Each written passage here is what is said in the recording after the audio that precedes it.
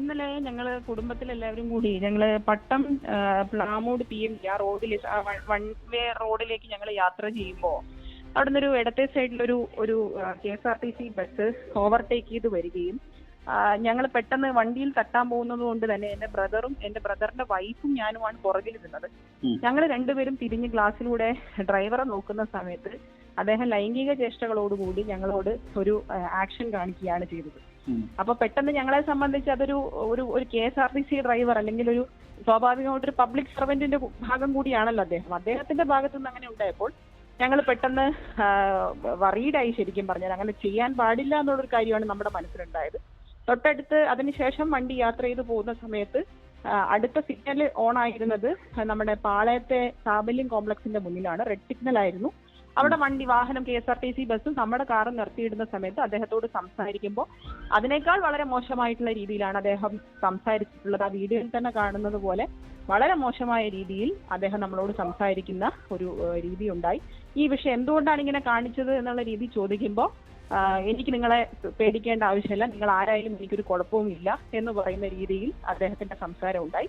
ഞാൻ അപ്പൊ തന്നെ പോലീസിനും അതുപോലെ തന്നെ KSRTC നമ്മുടെ മന്ത്രിക്കും ഗണേഷ് മിനിസ്റ്ററിനും ഞാൻ പരാതി വിളിച്ചു പറയുകയും അപ്പൊ തന്നെ KSRTCയുടെ വിജിലൻസ് ടീമും അതുപോലെ പോലീസിന്റെ ഭാഗത്തു നിന്നും അവിടെ വന്ന് നടപടിയെടുക്കുന്ന രീതിയാണ് ഉണ്ടായത്. രാത്രി തന്നെ ഞാൻ പരാതി റിട്ടേൺ ആയിട്ട് എഴുതി കൊടുത്തു. അതിന്റെ അടിസ്ഥാനത്തിൽ FIR ഇടുകയും ചെയ്തു.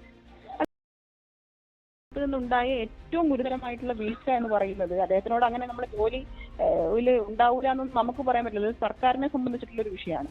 അദ്ദേഹത്തിനോട് നമ്മൾ സംസാരിക്കുന്ന സമയത്ത് വളരെ മോശമായി അദ്ദേഹം സംസാരിക്കുമ്പോഴും ഞാൻ മിനിസ്റ്ററെ വിളിച്ചിട്ട് പറഞ്ഞപ്പോൾ മിനിസ്റ്റർ അവിടെ ഉടനെ തന്നെ ആളെ വിളിയാണ്. അപ്പൊ സ്ത്രീകളോട് എന്തും കാണിക്കാം എന്നുള്ള രീതിയിലുള്ള ഒരു സമീപനം ശരിയല്ല എന്നുള്ള നിലപാടാണ് നമുക്കുള്ളത്. കാരണം നമ്മള് പലയിടത്തും നമ്മൾ പൊതുപ്രവർത്തനത്തിന്റെ ഭാഗമായി നമ്മൾ നിൽക്കുമ്പോൾ ഇത്തരം വിഷയങ്ങൾ ലൈംഗികമായി സ്ത്രീകളോട് കാണിക്കുന്ന ഇത്തരം ചേഷ്ടകൾ അതിനെതിരെ പ്രതികരിക്കണമെന്നാണ് നമ്മളെപ്പോഴും സംസാരിക്കുകയും നമ്മൾ ശീലിപ്പിക്കുകയും ചെയ്യുന്നത്. അപ്പോ നമ്മളോട് തന്നെ ഇങ്ങനെ പ്രതികരിക്കുമ്പോൾ നമ്മള് പൊതുസമൂഹത്തിൽ പ്രതികരണം ഇല്ലാത്തവരായി മാറിക്കഴിഞ്ഞാൽ അതിന് തന്നെ ഒരു പ്രശ്നമുണ്ട്. സച്ചിൻ ദേവ് എന്ന് പറയുന്ന വ്യക്തിയുടെ രാഷ്ട്രീയ പ്രവർത്തനമൊക്കെ എല്ലാവർക്കും അറിയുന്ന കാര്യമാണ്, അദ്ദേഹത്തിന്റെ സംസാര രീതിയും. അപ്പോ പറയുമ്പോൾ വെറുതെ അനാവശ്യമായി പറയുന്ന ഒരു കാര്യം ഒരു പ്രശ്നത്തിന് വേണ്ടി പറയുന്നതാണെന്നാണ് എനിക്ക് മനസ്സിലാവുന്നത്. രാത്രി എന്നെ വിളിച്ച് അദ്ദേഹം ക്ഷമ ചോദിക്കുമ്പോൾ ഇത്തരം സംഭവങ്ങളൊന്നുമല്ല അദ്ദേഹം പറഞ്ഞത്. അദ്ദേഹത്തിന്റെ ഭാഗത്ത് തെറ്റുണ്ട്, അതിൽ ക്ഷമ എനിക്ക് പറയണം, അതുകൊണ്ടാണ് ഞാൻ നേരെ വിളിക്കുന്നത് എന്ന് പറഞ്ഞിട്ടാണ് അദ്ദേഹം എന്നോട് സംസാരിക്കുമ്പോൾ തന്നെ ഞാൻ അദ്ദേഹത്തോട് പറഞ്ഞു, നമുക്ക് താങ്കളുടെ ഭാഗത്ത് നിന്ന് ഇങ്ങനെ ഒരു തെറ്റുണ്ടായത് കൊണ്ട് തന്നെ നമുക്ക് നിയമപരമായി നേരിടാം എന്ന് മാത്രമാണ് അദ്ദേഹത്തോട് പറഞ്ഞത്. രാത്രി വിളിച്ച് കുറ്റസമ്മതം നടത്തി.